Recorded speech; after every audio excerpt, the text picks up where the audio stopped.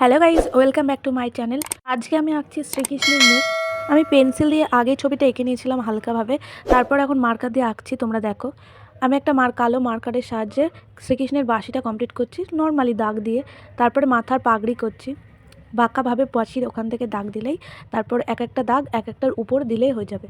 তারপর মুখের ঠিক থুতনির দাগটা দিলাম, তারপর চোখটা নর্মালি চোখটা করবা, তারপরে ভ্রুটা একটু করলাম, তারপর নাকটা দেখো সুন্দরভাবে, ঠোঁটটা। তারপর সাইডে আমি একটা শঙ্খ করেছি। শঙ্খটা খুব সহজই, জাস্ট তোমরা চাইলে প্রথমে একটা গোল দিয়ে করতে পারো, সেটা সহজভাবে হবে। তারপর আঁকলাম একটা ময়ূরের পাখনা, সেটা দেখো তোমরা, খুবই সহজভাবে এঁকেছি। তারপর বাঁশির মধ্যেকার দাগগুলো একটু করে নিলাম। তারপর মাথার পাগড়িটা একটু শেড দিয়ে নিলাম।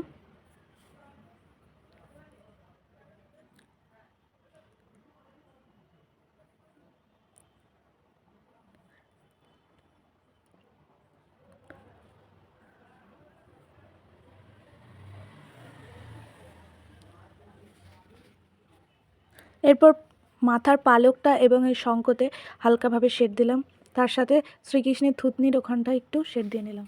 তো বন্ধুরা, তোমাদের যদি আমার ভিডিওগুলো দেখতে ভালো লাগে এবং তোমরা যদি আরও নতুন ধরনের ভিডিও দেখতে চাও, তবে আমার চ্যানেলটা সাবস্ক্রাইব করে প্লিজ পাশে থেকো।